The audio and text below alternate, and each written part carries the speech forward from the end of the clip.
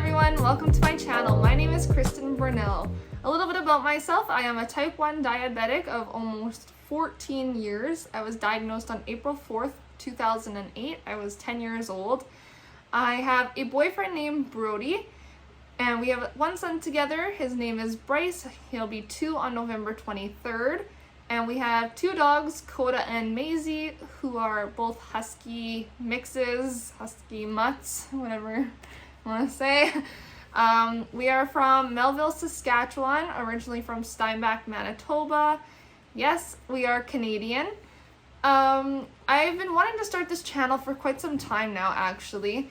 When I was pregnant with my son, I was experiencing lots of high blood sugars and low blood sugars, to the point where I just didn't know what to do. Obviously, I had my doctor's appointments and everything, but sometimes on those weekends when I couldn't really reach any of the doctors, I would Google or YouTube things to see if I could find someone to relate with or someone that was going through something I was going through at that time. And when I YouTubed type 1 diabetes and pregnancy, nothing actually came up and no one had shared anything. Now I think there's 1 or 2 other people that are sharing, which is beautiful, because as someone that has type 1 diabetes that's going through their first pregnancy, it can be quite overwhelming, and like just having someone to relate to is very nice. So I kind of wanted to start my own channel just so I could be that person to help out, and then also just give other info about how I live with my type 1 diabetes. I want to also add here that I am no health expert. I am just a normal person with type 1 diabetes that's just sharing my story, so you definitely don't need to take word for word what I say or do exactly as I do. My goals with this channel, though, is to just help other people that are going through experiences I've been through, as well as parents of newly diagnosed kids can always come here and watch my videos, see if there's anything that they can learn off my life story with type 1 diabetes. As well as I was super nervous to start this channel, actually, because I just don't have the confidence to do this, which, I mean, doing this right now is kind of awkward and crazy for me, so if I ever seem awkward, I actually am.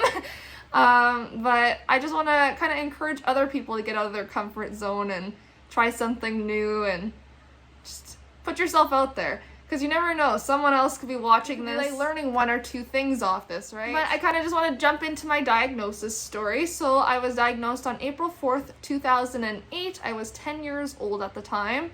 My parents had noticed that I was getting fairly skinny, as well as I was drinking water and juice a lot. I was taking like 2 or 3 juice boxes to school with me just because I was just so like dehydrated, as well as I was taking naps and I was constantly tired.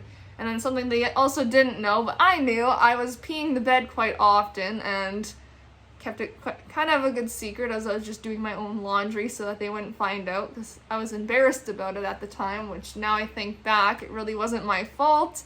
But so my mom ended up taking me into the hospital to get a blood test done just to see if anything would come back. Not really expecting anything, even though I was pretty skinny.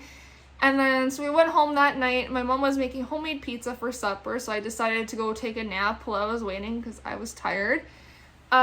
She came down into my room about an hour or so later and was like, the hospital just called. We have to get to the hospital, like, right now. They want us there, so get dressed, like, get ready, let's go. So then I was, like, super out of it when she woke me up. I was like, oh, like, it's 7:30 in the morning already? I slept, like, right through the night? And then she's like, no, like, let's go to the hospital. So then I got ready, realized it was 7:30 that night still, and then made it to the hospital. They ended up telling me my blood sugar was 37 millimoles per liter, which any diabetic would know is very high, as your blood sugar should be between 4 millimoles per liter and 7 millimoles per liter. So I was a little out of that target range for sure. They ended up saying that I needed to go to the children's hospital. So we ended up going home, packing some bags, because I was going to be staying there for a couple of nights. And my mom ended up making me supper because I hadn't even eaten at that point. And then we got in the car, drove to Winnipeg to the children's hospital. I ended up staying there for about 4 days, and then on the last day, my dad and my older siblings had to come in to do a class with me and my mom, and it was pretty much just to teach them how to give me injections and also what to do if I ever like go through a low blood sugar or anything. Sorry, my dog's just beside me. I'm just moving the camera.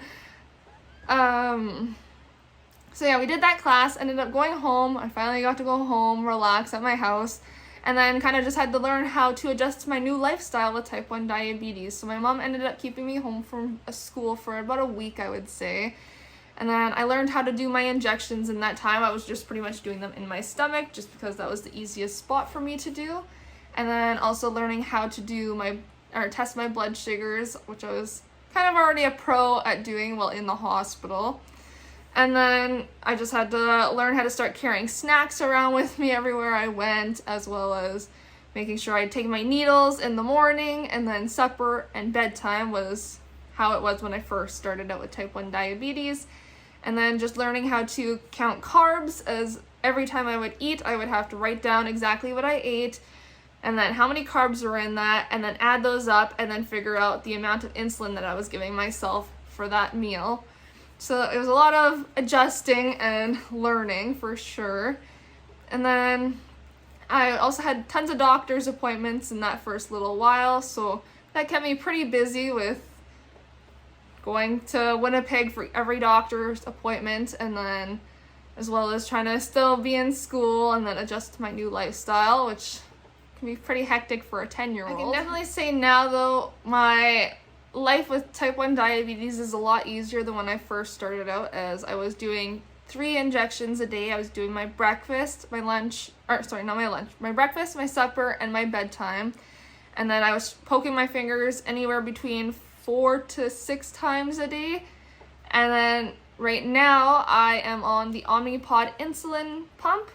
So that's 1 needle every 3 days.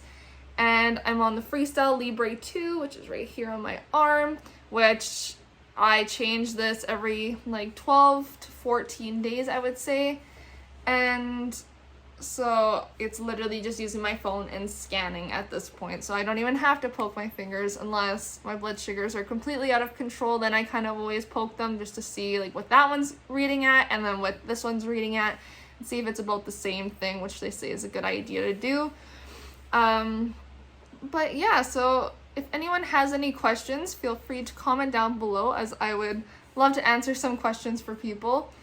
As well as you feel free to follow my Instagram account. It is Kristen_Brunel.